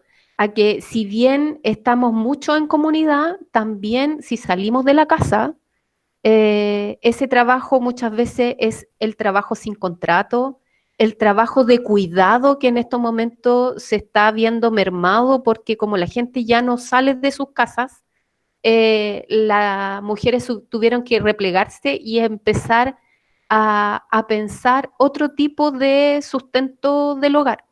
Entonces, claramente ahí, en términos comunitarios, conviene, o no sé si conviene, pero se vuelca mucho más a lo que son las ollas comunes, que tú en un momento mostrabas las gráficas, a lo que son el cuidarnos entre todos y todas. Y todes. Entonces, igual es complejo el pensar solamente que el hecho de que seamos comunitarias o que exista que la mujer como que trabaje más en comunidad, es que la mujer con esta pandemia y con la reclusión o el encierro ha tenido que como buscar otras estrategias para poder subsistir. Sobre todo la mujer jefa de hogar, mujer trabajadora. Entonces es como que confluyen muchas cosas y sobre todo teniendo en cuenta de que después del 18 de octubre la mujer sí ha tomado un rol súper activo con respecto a lo que es el trabajo y la organización local, digamos, que son como los territorios ahora los que están todavía llevando la rebeldía en términos comunitarios. Así que eso, y me gustaría que me aclarara el porcentaje, por favor. Sí, Gracias. Gracias, sí, Silvia. no, gracias por la pregunta. Sí, voy a empezar por lo segundo que mencionaste, que en realidad es incorporar ideas que son, claro, que es lo que está sucediendo, que la mujer después de la revuelta se activó más en el trabajo comunitario, se volcó más al trabajo político, porque comunitario siempre hubo, las mujeres siempre hemos trabajado en comunidad como nuestro rol social, el de cuidado también es un rol social, y que en el fondo lo que está pasando ahora con el COVID es un poquito también lo que decían los prisioneros, con el doble labor. Y claro, hay mujeres las que trabajaban fuera de la casa, están haciendo teletrabajo o trabajando también dentro de la casa y están cuidando y están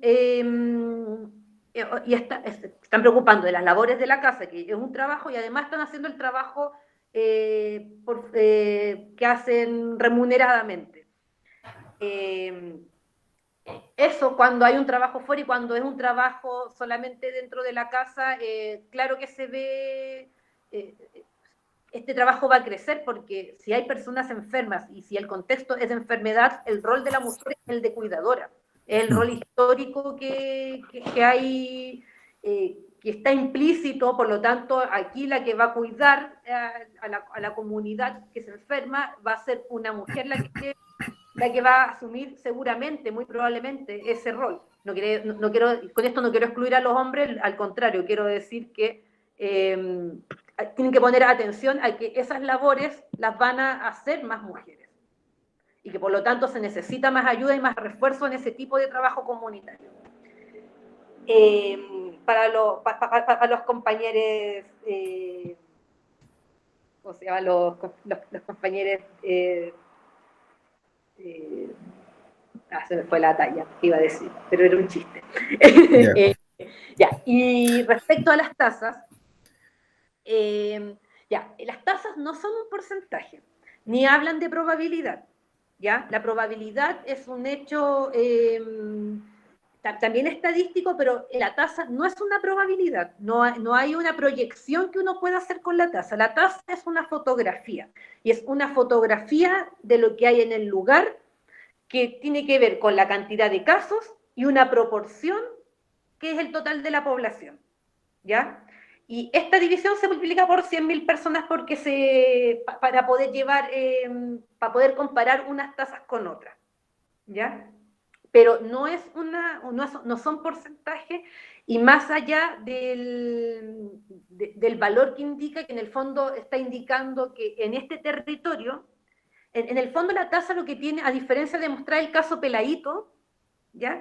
Es que involucra al total de la población. O sea, hace una proporción con el total de gente con la que se está comparando. O sea, acá tengo 100 personas, 2 se enfermaron, entonces la tasa es 2 partido por 100. ¿Ya? Acá tengo 10 personas, bueno, y multiplicado por 100.000. Acá tengo 10 personas y una se enfermó, entonces 1 partido por 10 multiplicado por 100. ¿Ya? Es una proporción que se hace para poder comparar proporción de habitantes. O sea, porque si yo comparo solo los casos, ¿ya? Es obvio que en la región metropolitana se me van a ver, de hecho, es así, solamente la cantidad de casos es más fuerte en la región metropolitana porque hay más habitantes también. Entonces, el verlo por tasa permite hacer la comparación en proporción a cuántos habitantes hay en el territorio. O sea, vuelvo al caso de la región metropolitana, también hay más contagio, ¿ya? Entonces, la tasa no se explica por sí sola en el territorio. Hay un montón de explicaciones que llevan a esta tasa, por eso también no podemos hablar que es una probabilidad, ¿ya? Eso, no sé si quedó claro. porque son como valores matemáticos, entonces... Ujú. Algo sí se entiende. No es fácil de explicar porque además la probabilidad, a diferencia de la tasa es como un dato objetivo, ¿no? Es lo que hay en el momento. Claro, es como una foto. Y la probabilidad es eso, es probable que, por tanto tiene un margen de error no menor. Claro, la probabilidad ya tiene que ver Es una proyección. claro, tiene que ver, claro, cómo se toma el dato también y qué tipo de fórmulas estoy ocupando, pero la más sencilla de explicar es la tasa. Mm, Pero no es una probabilidad ni es porcentaje. mm. Eso es importante. Porque también podría ser un porcentaje de enfermos. O sea, puedo hacer una regla de 3, como se dice. Pero en epidemiología lo que se utiliza, se estila, es ocupar la tasa. Mm. Yo quería hacer un comentario, querida, sobre estrategias comunitarias, ¿no? Nosotros como Asamblea de Salud Mental, de la cual soy parte acá en la Villa Frey, un espacio autoconvocado que se conformó y que se levantó en el marco de la protesta social y en el marco de la revuelta del 18 de octubre. Y hemos visto, por ejemplo, que la articulación comunitaria que prendió en ese contexto se fue diluyendo a partir de la instalación del estado de emergencia. Así, muchas asambleas territoriales, si bien se han debilitado, han buscado la forma o las fórmulas que les permitan ir rearticulándose justamente para dar respuesta a la incertidumbre que se ha producido con esto, ¿no? Entonces, ahí ha surgido de parte de algunos compañeros y amigos una propuesta y que tiene que ver con ir generando cierta articulación a nivel territorial, a lo menos en 3 ejes, ¿no? El primer eje tiene que ver, por sobre todo, con mantener activas iniciativas que tengan que ver con darle vitalidad a las organizaciones sociales de tipo territorial en medio de la contingencia sanitaria.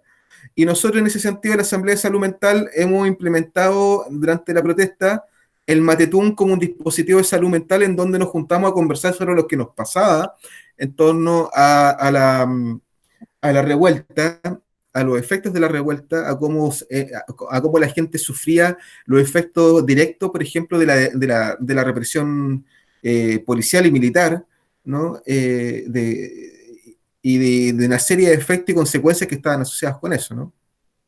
Entonces ahora nosotros estamos visualizando la posibilidad de implementar estos matetunes, pero de manera virtual, bajo esta misma modalidad, como una forma de generar este acercamiento hacia la reconstrucción del tejido social. Pero también es importante entregar algunas herramientas de lectura política y de análisis de lo que está sucediendo. Y en este sentido, la Cátedra Libre apunta a satisfacer esa necesidad. La información siempre genera empoderamiento y genera cierto nivel de certeza en torno a lo que hay que hacer. Al revés, mientras más colgados estamos, mientras mayor incertidumbre tenemos, mientras más miedo se instala dentro de nuestras personas, mayor caos, mayor desesperación, mayor angustia, etcétera, etcétera, etcétera. Entonces, la idea de estas cátedras apuntan a reducir el efecto diatrogénico de la pandemia y a fortalecer el efecto comunitario que tú has señalado con tu presentación, compañera. Y de hecho, la presentación que hizo el Ivo la vez pasada, texto que nuevamente voy a subir ahora con su link, tiene que ver justamente con generar herramientas, por ejemplo, de cómo fortalecer el sistema inmunológico, de cómo utilizar ciertos alimentos y ciertos preparados, incluso de plantas medicinales que puedan incidir en la desinflamación del organismo. Porque el COVID, el ataque principal que genera es la inflamación de los pulmones, ¿no? Y la inflamación de las vías respiratorias, y a partir de ahí se genera el agravamiento que termina muchas veces en la neumonía y en estados críticos del sistema respiratorio.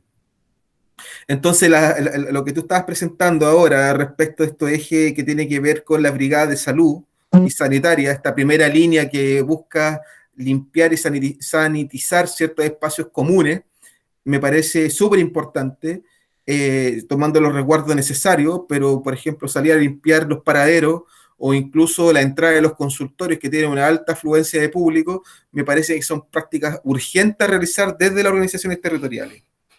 Eh, eh, y así como otras que se pueden ir sumando. Por ejemplo, generar centros de abastecimiento territorial, preguntarle a los vecinos si están con pega, si están sin pega, si se están alimentando, tener ojos en los más viejitos, etcétera, en las familias donde hay mayores indicadores de violencia, que nosotros sabemos cuáles son las familias que tienen violencia dentro de un espacio comunitario más cercano, ¿no? Y ver de qué forma ir generando también ahí ciertas redes protectoras de cariño, de sostenerse mutuamente también. Claro, por eso se habla de que el aislamiento social sea físico y no sea social.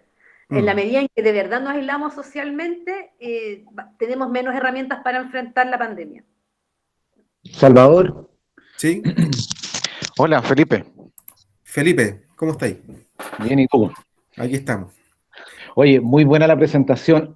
Nuevamente agradecido por la constitución de este espacio, ya este espacio virtual que nos permite acompañar y a la vez nos permite ir generando reflexión, digamos, sobre todo en estos temas que nos interesan a nosotros, siempre mirados desde un punto de vista crítico, o no tan convencional, digamos.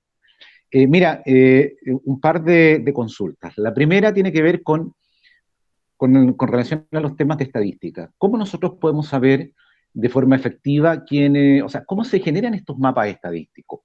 Los mapas estadísticos, ¿de dónde surgen, digamos? ¿De qué depende el mapa estadístico? Del mapa estadístico de contagio, a eso me refiero.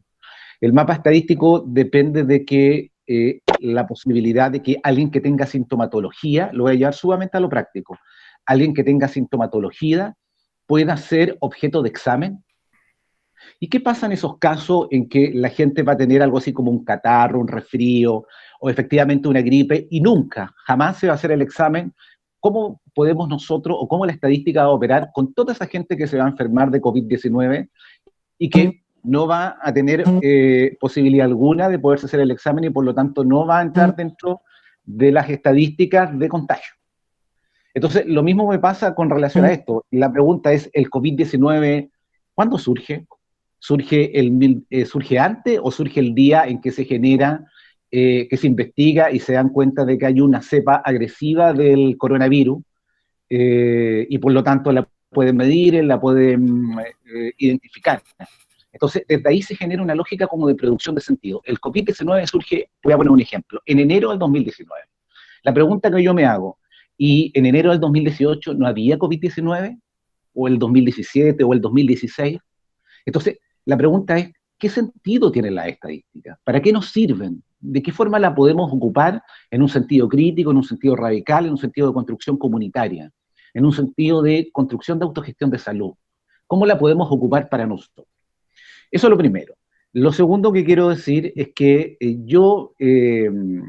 compartiendo, digamos, la reflexión de las compañeras y de quienes han han intervenido en este espacio, debo decir que yo tengo la sensación de que yo creo, no le pondría una carga existencial tan fuerte al proceso del 18 de octubre. Yo creo que lo que vaya a pasar con el 18 de octubre todavía está en la dinámica del porvenir. ¿Vamos a transformar Chile? ¿Lo vamos a cambiar? Bueno, ¿cómo? ¿Y qué? ¿Qué vamos a cambiar? Y yo creo que todavía eso está en proceso. No obstante, han ocurrido ciertos fenómenos interesantes respecto del rebrote de la organización social y efectivamente la mujer ha cumplido un rol protagónico en esos espacios. Pero yo creo que lo que ha permitido el estallido social, la protesta social del 18 de octubre, es la visibilización del ejercicio político de la mujer desde el punto de vista radical. Si uno lee, o sea, uno no puede decir que el feminismo parte desde cuando comienza, por decir así, la celebración o la conmemoración del 8 de marzo. O sea, efectivamente ha habido una visibilización, ha habido una irrupción fuerte respecto al rol de la mujer desde el punto de vista, insisto, de la política radical. Pero si uno se remite a la historia del movimiento obrero, ¿no? Y estoy hablando del siglo XIX, incluso partes del siglo XVIII, Vindicaciones de los Derechos de la Mujer, de Mary Wollstonecraft, estoy pensando en Luisa Michel en la Comuna de París, estoy pensando en Emma Goldman. Entonces, realmente hay toda una historicidad bastante interesante respecto a la reivindicación de los derechos de la mujer y cómo esto ha tenido aplicación desde el punto de vista radical a través de la historia. Entonces, ojo, porque efectivamente los espacios comunitarios que han emergido fuertemente a nivel territorial desde el 18 de octubre han permitido visibilizar esta práctica. Pero a mi juicio, y de manera muy humilde lo digo, Yo creo que es una práctica política radical que viene ya hace bastantes años y hace bastantes décadas. Eso en general. Gracias, Felipe. Gracias por la reflexión y la observación y los aportes. Respondo el tema de cómo se notifica. Bueno, ¿por qué Mañalich hablaba del subreporte en otros países? Porque no nos podíamos comparar con ellos, porque es algo real, que en realidad no conocemos, que debería estandarizarse en todo el mundo, pero sabemos que no en todo el mundo están todas las condiciones para poder hacerlo. Para el caso de COVID tiene que ser validado el dato. ¿Cómo es validado el dato acá en Chile? Por el Instituto de Salud Pública. Por lo tanto, una vez que se hace el examen, el PCR que se llama, es un examen que tiene que estar validado y ahí pasa a la estadística. Por eso se habla de que quizás se habla de subreporte, por ejemplo, que quiere decir que hay más casos de lo que se están reportando porque ya el sistema de vigilancia epidemiológica ya no está dando abasto, a pesar de que hay varias universidades que están apoyando con el hacer el examen. Tiene que ser un dato validado para que entre a la estadística, y porque por varios motivos muchos médicos no han podido enviar a la población, o no han podido pedir el examen, ¿ya? O por duda, o por desconocimiento. Es que hay una serie de motivos, porque si ya las sospechas son tan altas, ¿para qué se va a hacer el examen? Se notifica nomás y se va a la casa. No sé, puede haber un montón de motivos, y esos motivos se están reflejando en la estadística, que es lo que hablaba yo del 6% de la letalidad, que demuestra en el fondo que hay un subreporte, porque esta enfermedad no mata a tanta gente.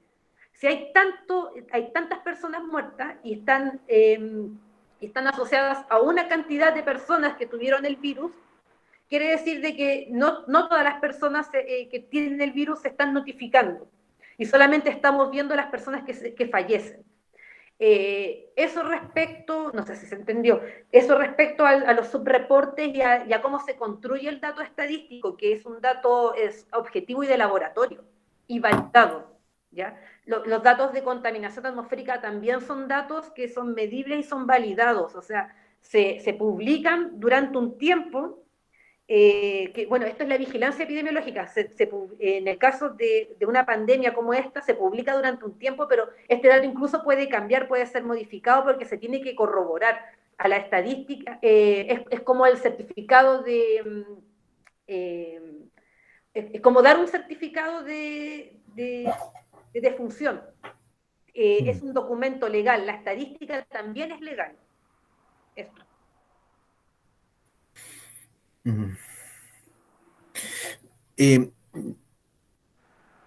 Yo creo que la pregunta del Felipe apuntaba más a cómo la estadística va construyendo realidad, en el sentido de que el lenguaje construye realidades, ¿no? Y cómo la estadística, en tanto dato, también va construyendo el fenómeno de la enfermedad en sí, ¿ya?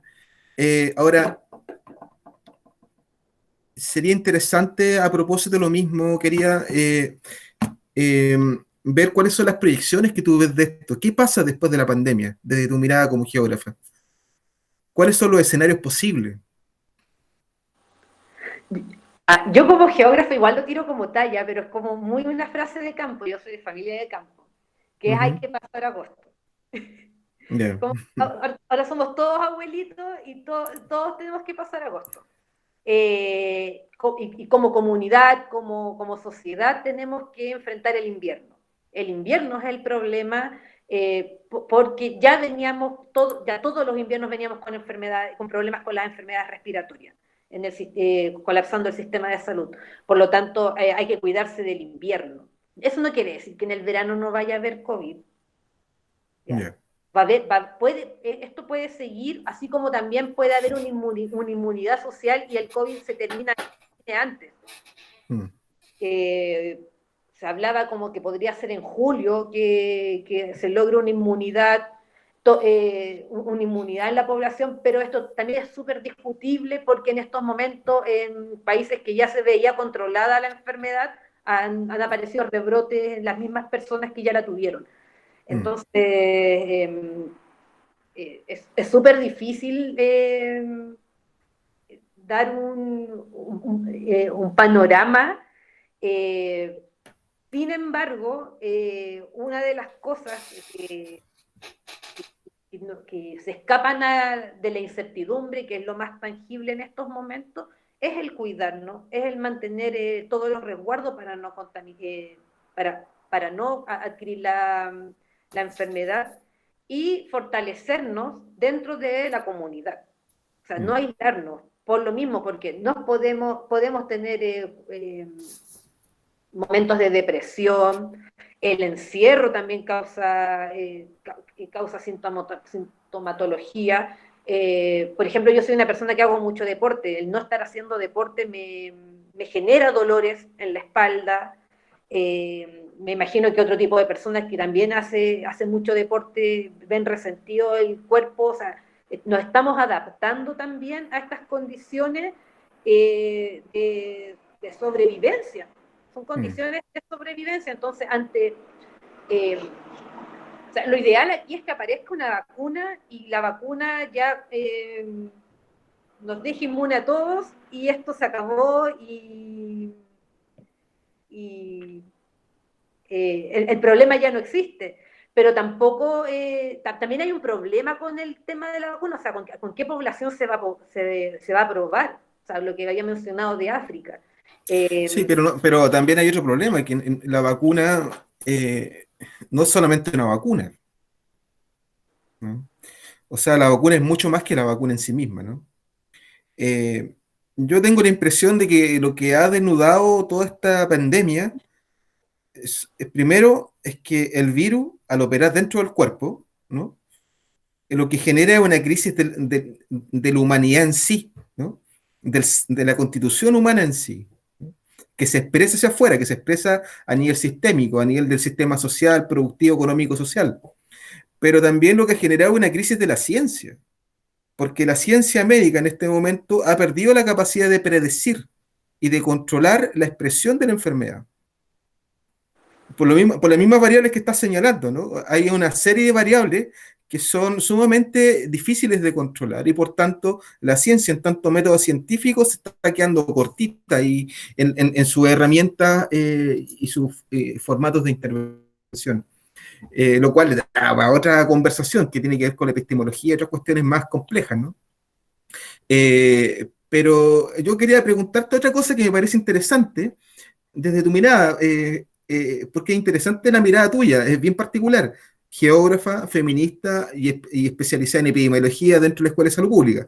Eh, eh, Al parecer, uno de los efectos posibles de la pandemia va a ser el fortalecimiento del espacio local y del municipalismo. Esto en contraposición a la lógica estatal, al Estado como una macroinstitución, ¿no? Que está articulada a nivel de política, de una política global, ¿no? Globalizadora.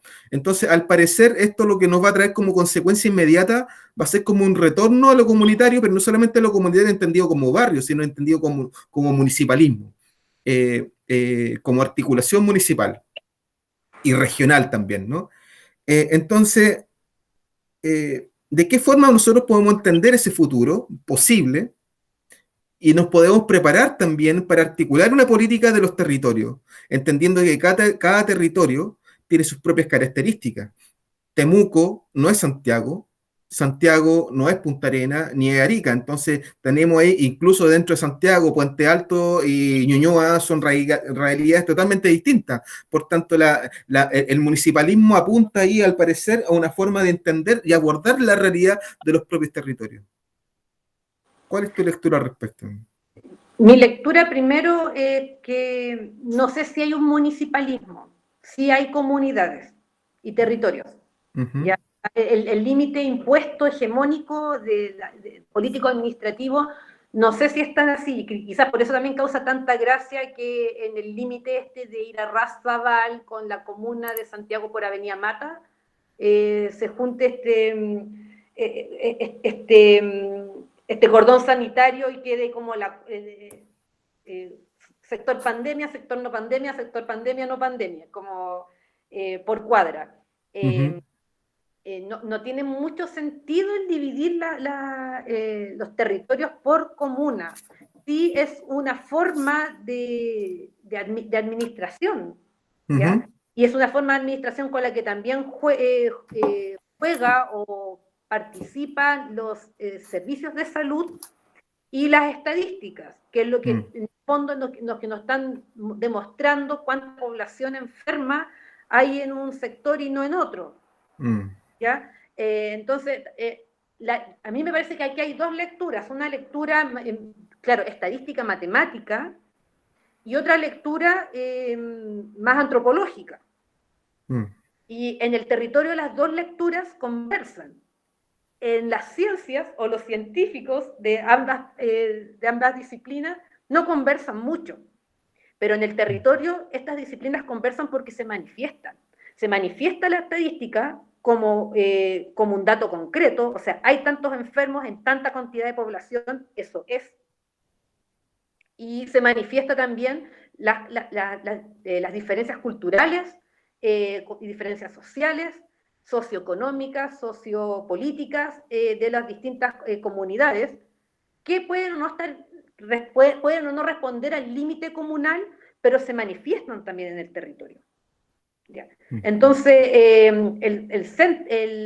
el lugar donde convergen estas miradas, que no son excluyentes, es precisamente mirarlo desde la óptica territorial. Es como... De hecho, la salud colectiva apunta a eso. Ya, Salvador. Sí, sí, ¿quién habla? Yo, Felipe. Felipe. Mira, Salvador, respecto a eso mismo, respecto a lo que dice Ana y lo que planteas tú, con relación a esta lógica territorial, esta lógica municipalista, la pregunta que uno también debería plantearse es qué rol y función cumplen las organizaciones de la sociedad civil, y en particular las organizaciones sociales y territoriales o las funcionales, más que las ONG. Y la verdad es que hasta donde yo sé, por ejemplo, las diferentes plataformas o organizaciones de la sociedad civil han intentado tener un acercamiento con el Colegio Médico y han intentado tener un acercamiento con la Asociación Chilena de Municipalidades. Lo que ellos entienden es que la labor del dirigente social o del dirigente de las organizaciones sociales y territoriales es una labor donde él puede ser un agente preventivo estratégico. Como bien decía ahí, si de repente hay violencia intrafamiliar, si alguna señora del barrio en última instancia está en crisis o la familia entra en crisis porque alguien tiene un contagio, la última persona a la que van a recurrir es al representante de la organización social y territorial, o el presidente de la Junta de Vecinos, el presidente de la Unión Comunal, el presidente del Club de Adulto Mayor. Y por más que se ha hecho un llamado a la instancia estatal, al aparato estatal, a generar esa coordinación, por más que se ha hecho un llamado a la Asociación Chilena de Municipalidades, e inclusive al Colegio Médico, sobre la necesidad de generar capacitación, sobre la necesidad de generar lineamientos estratégicos únicos, digamos, claro, de capacitación a los dirigentes, no ha sido posible concretar eso. El gobierno levanta esta lógica de una mesa social que de social no tiene nada, porque finalmente los que están ahí son los grandes hombres buenos representantes de la institucionalidad de la élite de este país. Y las representantes de organizaciones sociales y territoriales no están, y ellos hoy día son los agentes preventivos estratégicos para esta pandemia.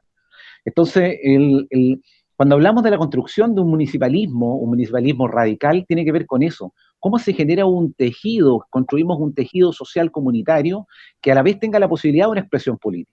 La expresión política orgánica, administrativa de ese tejido social comunitario es lo que denominamos municipalismo. Pero insisto, finalmente parece que la pelota se le devuelve a las organizaciones de la sociedad civil y no queda otra opción que levantar sus propias plataformas y coordinarse entre ellos, porque la institucionalidad vigente no los toma en cuenta. Eso. Gracias, Felipe. Muchas gracias. Bueno, van a ser las 9, nos pasamos ya media hora de lo que estaba presupuestado como presentación. Yo no sé si quieres decir algo más, Karina, como para ir cerrando. No, creo que hablé bastante, ¿no? Pero me gustaron mucho las intervenciones, las preguntas, las dudas. O sea, me parece que es una mirada novedosa ver la salud desde el territorio, y desde cómo se manifiestan diferentes tipos de jerarquía y poderes, como lo que estaban mencionando anteriormente. Acá ya son poderes que están sobre el territorio que venían desde antes del COVID. Ahora, ¿qué hacemos con el COVID? Y estos poderes también es una pregunta que tiene que ver más con política, con gestión política de los territorios, y quizás de los municipios, o quizás desde la asamblea territorial, o quizás desde el LONCO, o desde otro tipo de organización. Por eso hay que ser como bien cuidadoso en la identidad de cada comunidad. Y, Sí. y con qué territorio también se identifica esa comunidad, que responde a otra lógica que es diferente a la municipalidad, que es diferente al sindicato y que es diferente al gobierno central, es diferente a la iglesia, es diferente a al marketing, por ejemplo, que hay también una forma de fragmentar el territorio. Sí. Sí, yo creo que ahí es importante entender que el municipalismo es parte de la política contingente, ¿no? Hemos visto, por ejemplo, cómo el JADE, yo no soy comunista por si acaso, y quiero dejarlo bien claro, yo no soy militante ni cercano al PC, pero uno puede ver claramente cómo la política del JADE en Recoleta se distancia radicalmente de la política que ha llevado a cabo, por ejemplo, la UDI en la Florida o en Puente Alto, ¿no? Entonces, yo entiendo de que, leyendo el fenómeno actual, de cómo se está manifestando el virus y cómo esta pandemia lo que ha generado una desarticulación del movimiento político, yo veo como condición de posibilidad para el futuro, para el devenir, como lo decía el Felipe, es la articulación de las fuerzas territoriales en torno a la toma de los municipios, porque finalmente la toma de los municipios también permiten cambiar la política local, ¿ya? Entendiendo de que cada organización territorial es propia, ¿no? Cada identidad territorial, por ejemplo, la organización territorial en la Villa Frey o en la Villa Portales es distinta a otro barrio, ¿no? Porque tienen historicidades, tienen trayectorias humanas que son totalmente distintas, o la que pueda tener, por ejemplo, Puchuncaví o una comunidad mapuche en Temuco, ¿no? Entonces, claro, como que cada movimiento va generando su propio rostro, su propio cuerpo, y su propio espíritu, ¿no? Entonces yo creo que por ahí hay una clave, ¿no? Cada comunidad también va a elegir qué espacios de poder quiere disputar. Sí, sí. Entonces, por eso yo discuto un poco acá, no me queda muy claro qué sea la municipalidad. Puede que para algunos sectores sí y otros no. Y hay un fenómeno que es claro también ahí, pero no me explica todo lo que está pasando con los territorios. O sea, todo depende mucho de qué espacios de poder quiere disputar una comunidad específica. ¿Para qué? ¿Cuál es su identidad? ¿Qué es lo que ellos quieren como comunidad?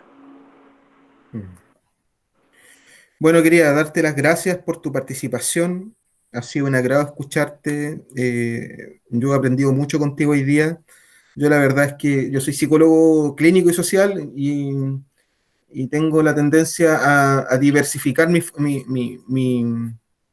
forma de entender y leer la realidad, ¿no?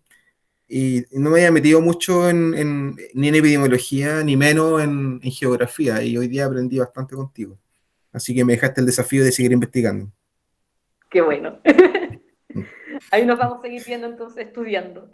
Sí, pues, ya. Bueno, gente de la Asamblea, muchas gracias a todos. Y sigamos, nos juntamos el próximo jueves, este jueves, con el Eduardo Bamonde. El Eduardo Bamonde lo conozco hace harto años. Es un tipo muy interesante, porque él ha venido trabajando en la reducción de daño en Chile y en América Latina de hace décadas, ¿no? Debe ser uno de los mayores expertos que tiene Chile en temas de reducción de daño y mitigación del riesgo en torno a temas como el VIH-Sida, el consumo de sustancias, entre otras cosas.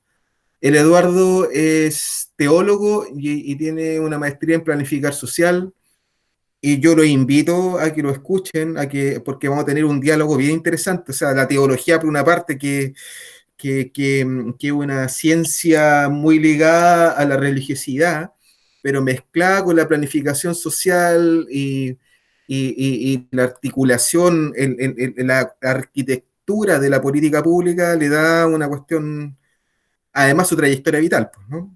Entonces yo los quiero invitar para el próximo jueves. El tema va a ser los dilemas éticos de la reducción de daño frente a la pandemia. Seguramente vamos a abordar algunos temas que ha enunciado tanto Karina como Ivo, y vamos a ir generar también de una forma participativa y democrática esta actividad. Así que los espero el jueves a las 7 de la tarde en las cátedras libres en contextos de pandemia, en cuarentena. Muchas gracias, nos vemos, que estén bien. Muchas gracias. Gracias a todos. Chao.